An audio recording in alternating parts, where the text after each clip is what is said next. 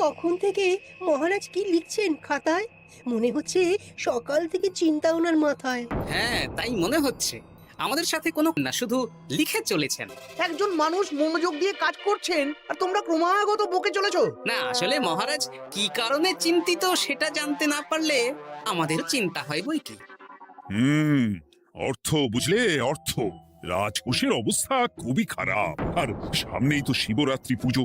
কিভাবে যে কি হবে কিছুই বুঝতে পারছি না। মহারাজ, এরকম হলে এবারে কিভাবে পুজো হবে? শিবরাত্রির পুজোয় তো অনেক খরচ। এত লোকজন আসেন, তাদের জন্য ভোগের প্রসাদের ব্যবস্থা করা তো মুখের কথা নয়। এবার তোমাদের সবাইকে দায়িত্ব নিতে হবে। আমরা সবাই। কি দায়িত্ব মহারাজ? আমি গতকাল তোমাদের রানীমার সাথে এই ব্যাপারে কথা বলেছি। রানীমা কি বললেন মহারাজ? দেখো, তোমরা সব সভাসদেরা যদি মুক্ত হস্তে দান করো, আর রাজকোষ থেকেও যতটা সম্ভব অর্থ সাহায্য দিয়ে এবারে পুজো এবং ভোগের আয়োজন তাহলে সুসম্পন্ন করা যাবে। দানের চেয়ে বড় পুণ্যকর্ম আর কি আছে? যে সভাসদ সবচেয়ে বেশি দান করবে তাকে পরে কিছু অর্থ সাম্মানিক হিসেবে দেওয়া হবে। আচ্ছা মহারাজ। তাহলে আজ রাজসভার আলোচনা এইটুকুই রইল, বাকি কথা পরে হবে। বলি গিন্নি, আমি খুব সমস্যার মধ্যে আছি বুঝলে। হ্যাঁ, তোমার তো অর্থের টান ধরলেই আমার কথা মনে পড়ে গো। কি করে বুঝলে? বাবা, বুঝবো না? এতদিন ধরে তোমার সাথে সংসার করছি, তাও বুঝবো না? আমি কি আজকাল আর তোমার কাছে চাই বলো? আমার মা আমার নাম রেখেছিল পার্বতী, আর বলেছিল দেখিস তুই ভগবান শিবের মতন বর পাবি। তোমাকে পেয়েছি, কিন্তু সাথে পেয়েছি অভাব। হ্যাঁ, সে যতই অভাব হোক, মন্ত্রী মশাইয়ের মতো স্বভাব তো নষ্ট করিনি গিন্নি। সেই জন্যেই তো তোমার সংসারে পড়ে আছি গো, নইলে কবে এই চাল চুলোহীন সংসার ছেড়ে চলে যেতুম। হ্যাঁ, বলছি শোনো না, ওই কিছু মোহরের খুব দরকার। এবার মন্দিরে শিবরাত্রির পুজো হবে, কিন্তু মহারাজ তেমন খরচ করতে পারবেন না। তাই কি? তাই আমাদের সব সভাসদদের বলেছেন দান করবার জন্য। এই দেখো, আমার যা গয়নাগাটি ছিল সবই তো বন্ধক রাখা আছে, নইলে বলতাম। আরে বাবা, সে তো জানি, কিন্তু আর কোনো উপায় নেই। কি বলি বলো তো? দেখি কি করা যায়। আরে বাবা রে বাবা, এত চিন্তা ভাবনা না করে বাবা মহাদেবের ওপর ভরসা রাখো গো, উনি কোনো একটা পথ দেখাবেন। দেখো, দেখা যাক গিন্নি, উনি এখন আমার আশা ভরসা।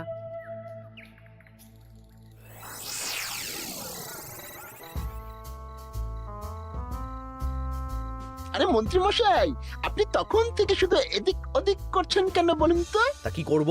না, আমরা তো বুঝতে পারছি না আপনার কি হলো। জীবনে অনেক অপমানিত হয়েছি, অনেক মার খেয়েছি, এবার সম্মান চাই।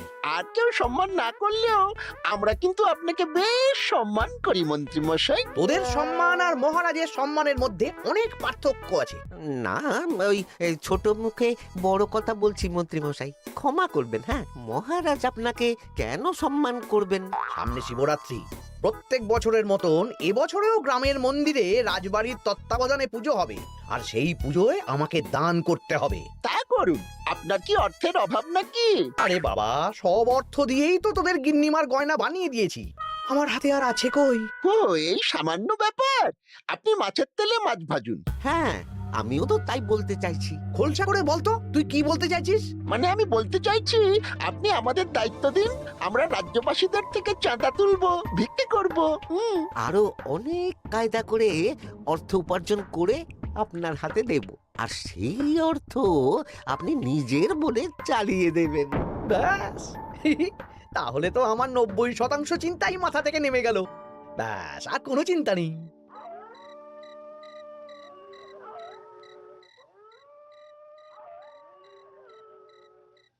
কি গো, এত রাত হয়ে গেল, এখনো ঘুমোচ্ছ না কেন বলো তো? হ্যাঁ, খুব চিন্তা হচ্ছে গো গিন্নি, এখনো বুঝে উঠতে পারিনি যে কি করে দান করব।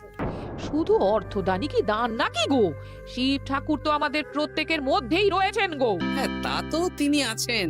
তুমি বরং ভক্তদের সহযোগিতা করো, পুজোর দিন ভক্তরা দূর থেকে যাতে মন্দিরে আসতে পারে সেই ব্যবস্থা করো, মন্দির প্রাঙ্গণ পরিষ্কার পরিচ্ছন্ন রাখো। হ্যাঁ, ঠিক বলেছো গিন্নি, এটা তুমি ঠিক বলেছো।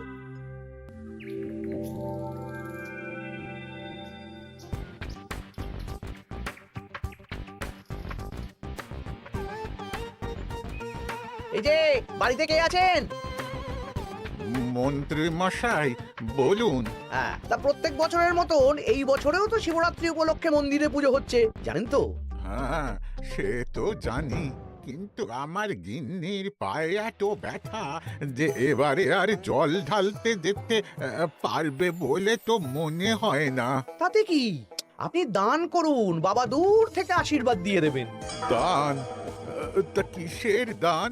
এত ধুমধাম করে পুজো হবে, তার দান। এ কি, এতদিন ধরে মন্দিরে তো দান দেওয়ার কোনো ব্যাপার ছিল না। এবার আছে। দান করা সবচেয়ে বড় ধর্ম। হ্যাঁ, আমরা বুড়ো বুড়ি খুব অল্প অর্থে সংসার চালাই। আমাদের ছেলে যেটুকু পাঠায় তা দিয়েই চালাই। আমরা আর কি দান করব মন্ত্রী মশাই? দরকার হলে কদিন না খেয়ে থাকবেন, বাবার নামে উপোস করবেন, আর যে দান করবে না আমি তাকে এই রাজ্যে থাকতে দেব না। ওরে বাবা রে, দিচ্ছি দিচ্ছি দিচ্ছি।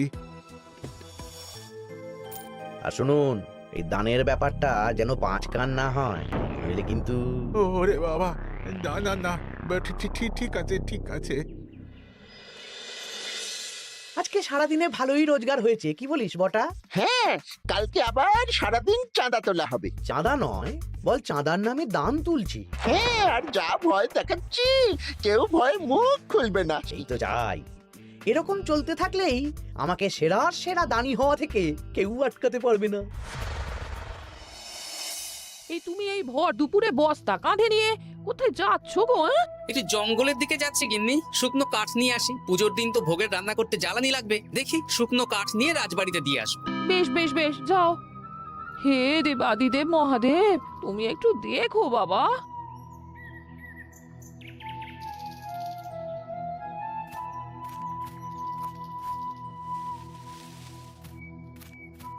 আরে আরে, নগেন কুড়ো না, এই সময় কাঠ কুড়োচ্ছ কেন? কি আর করব গোপাল, কাঠ কুড়িয়ে নিয়ে যাচ্ছি, এবার এগুলো হাটে বেচবো। সে কি গো, তোমার ছেলে তো শহরে চাকরি করে বলেছিলে, এ মাসে সে অর্থ পাঠায়নি? সে তো পাঠিয়েছিল বাবা, কিন্তু আর ভাগ্যের পরিহাস, কি বলবো বলো। কি হয়েছে, কোনো সমস্যা নাকি? না না না, সমস্যার কথা জানানো যাবে না, জানালেই আমাদের বিপদ। আরে কি হলো, চুপ কেন? কি গো খুড়ো, কিছু বলো। কাউকে বলবে না তো বাবা? না না, বলো না, আমি কাউকে বলবো না, আমাকে বিশ্বাস করতে পারো। আসলে আজকে সকালে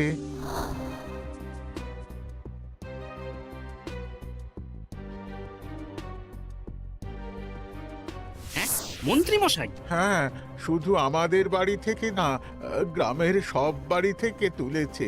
ঠিক আছে খুড়ো, তুমি নিশ্চিন্তে থাকো। আর আমার চিন্তার শেষ নেই। আমার গিন্নির কদিন ধরে এত পায়ে ব্যথা যে এবারে অতটা হেঁটে মন্দিরে বাবার মাথায় দুধ ঢালতে যেতে পারবে না। ঠিক আছে, তুমি একদম চিন্তা করো না, আমি দেখছি কি করা যায়।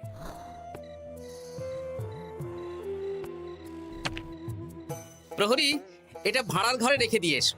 বলো গোপাল দিয়েছে, ভোগ রান্নার সময় জ্বালানি লাগবে তো, তাই এই কাঠ দিয়ে গেলাম। আচ্ছা গোপাল দাদা।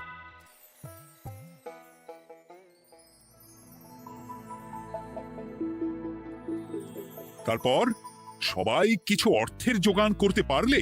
মহারাজ, আমি 5 মোহর অর্থ সাহায্য করতে চাই। আমিও 5 মোহর মহারাজ। বেশ, গোপাল।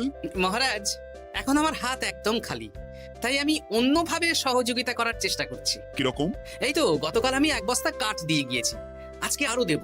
তারপর আগামীকাল মন্দির চত্বর পরিষ্কার করব, আগাছা পরিষ্কার করব, পুজোর দিন ভিড় সামলাবো, যারা দূর থেকে আসবে তাদের একটা গরুর গাড়ি করে নিয়ে আসবো। আচ্ছা বেশ বেশ, কর।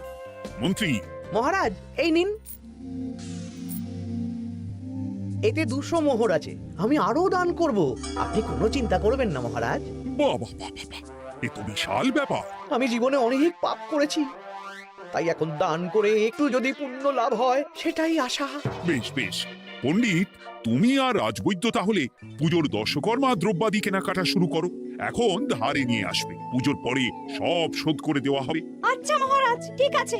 তাহলে আজকে আমি আর পণ্ডিত মশাই দুজনে বাজারের দিকে যাব আর সব দশকর্মার দ্রব্যাদি কিনে নিয়ে আসব। হ্যাঁ হ্যাঁ, তাই কর।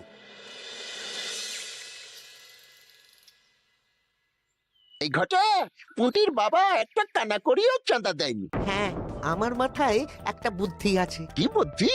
দেখ, ওদের বাড়ির বাইরে একটা শাড়ি ঝুলছে। শাড়িটা দেখে খুব একটা ওই পুরানো মনে হচ্ছে না। ওটা হাত সাফাই করে বাজারে বেচে যা অর্থ পাবো সেটাই মন্ত্রী মশাইকে দেব, তাই তো? একদম তাই।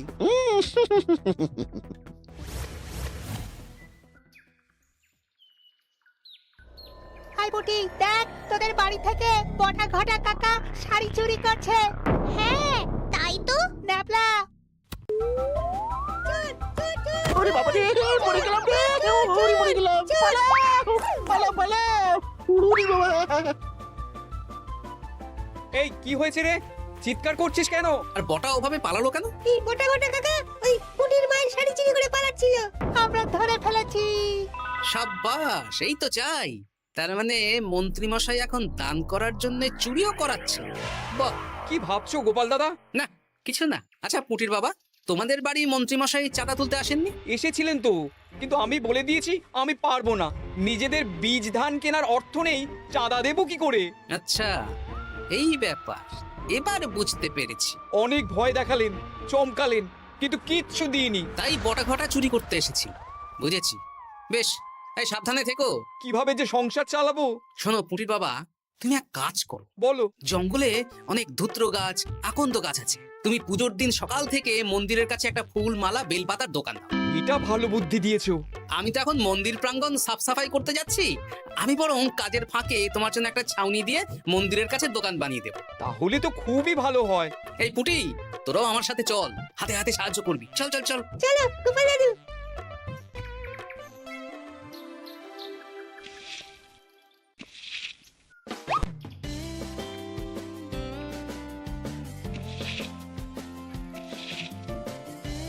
দাদু, এই জায়গাটা গর্ত আছে, তাই মাটি নিয়ে এলাম। এই তো বুদ্ধিমান ছেলে, এবার ঢেলে দে। ব্যাস, এখানটা এবার ঠিক হয়ে গেল। দেখি এবার মন্দিরের পিছনের দিকটা একটু পরিষ্কার করে দিই।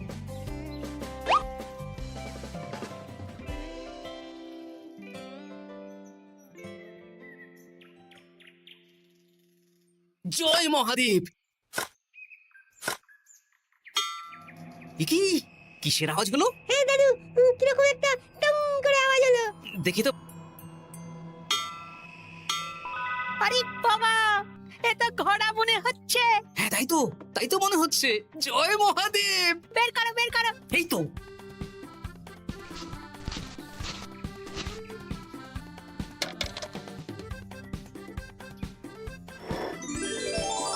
ও দাদু, এ তো সোনার মোহর।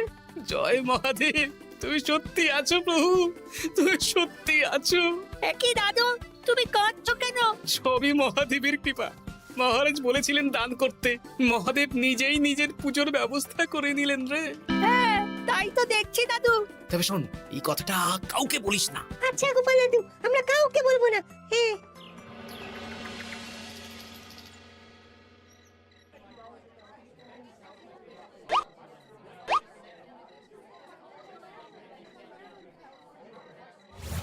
এবার আগামীকাল পুজো।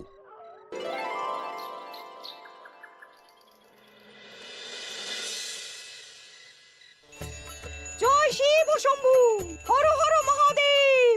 হে প্রভু, হে মহাদেব, জগতের কল্যাণ করো ভোলানাথ। জয় শিব শম্ভু। জয় জয় শিব শম্ভু, জয় শিব শম্ভু। বাবা দেখো বাবা। বাহ বাহ বাহ বাহ, এই তো সব ভালোই হচ্ছে। ভালো তো হবেই মহারাজ। আমি যা দান করেছি, পুজো পাঠ এবারে ধুমধাম করে হবে। দান করে অত অহংকার করতে নেই মন্ত্রী। এক হাতে দান করলে আরেক হাতকে জানাতে নেই, বুঝলে? বুঝেছি মহারাজ।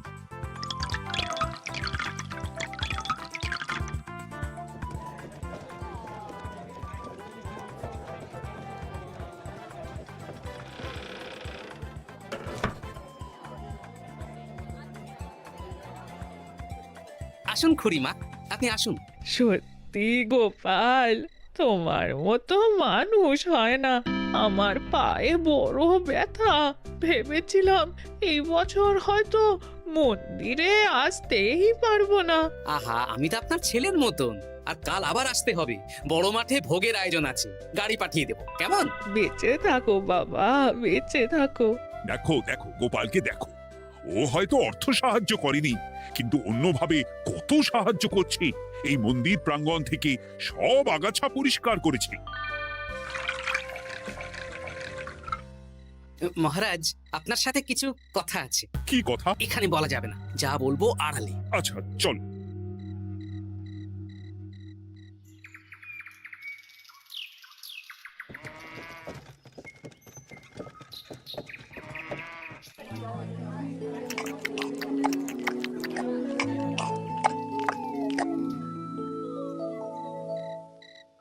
আজ সান্ধ্য সভায় সবাইকে আমি ডাকলাম, তার একটাই কারণ। কি কারণ মহারাজ? কি বলবেন আজ? গতকাল শিবরাত্রির পুজো আর আজ বেলার পুজোর ভোগ গ্রহণ পর্ব বেশ ভালোভাবেই সুসম্পন্ন হলো। এতে আমি খুব খুশি ও শান্তি পেয়েছি। তাই মহারাজ আমাকে সম্মান প্রদান করবেন, তাই তো? আমার মনে হয় আমি সবচেয়ে বেশি দান করেছি। না, তুমি তো কোনো নিঃস্বার্থ দানই করনি। মানে আমি যে কত মোহর দিলাম। ওগুলো তো লোকজনকে ভয় দেখিয়ে দানের নামে চাঁদা তুলে দিয়েছো। সেরেছে, সব জেনে গেছেন। হ্যাঁ, সেই জন্য সম্মান নয়, তোমাকে শাস্তি দেওয়া হবে। ওরে বাবারে, ভুল হয়ে গেছে, ভুল হয়ে গেছে। ক্ষমা করুন মহারাজ, ক্ষমা করুন। এসব ক্ষমার অযোগ্য ভুল। যাই হোক, মহাদেবের কৃপায় মহাদেবের পুজো হয়েছে। তুমি যে অর্থ লোকজনের কাছ থেকে তুলেছিলে সেটা লোকজনের মধ্যেই বিলিয়ে দেওয়া হবে। তাহলে পুজোয় যা খরচ হলো তার বকেয়া কিভাবে মেটাবেন? সেটার ব্যবস্থা তো স্বয়ং মহাদেব করেছেন মন্ত্রী মশাই। হ্যাঁ, মহাদেব কিভাবে? আমি একদিন বিকেল বেলা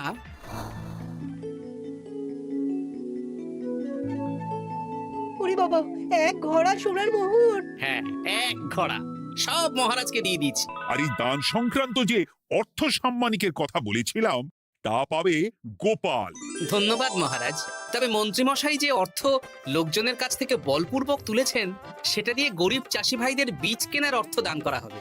আর মহাদেবের কৃপায় যে এক খড়া মোহর পাওয়া গেছে তা দিয়ে বকেয়া মেটানো হবে। সাবাস গোপাল, সাবাস।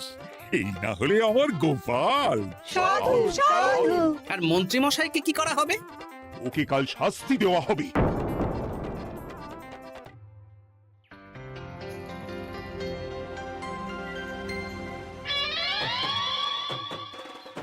ও মহাদেব, ও শিব ঠাকুর, আমাকে ক্ষমা করে দিন, ক্ষমা করে দিন আমাকে। ওসব না বলে একবার কান ধরে উঠবস করুন আর একবার করে বলুন, জয় মহাদেবের জয়। জয় মহাদেবের জয়, জয় মহাদেবের জয়, জয় মহাদেবের জয়। সবই মহাদেবের দান।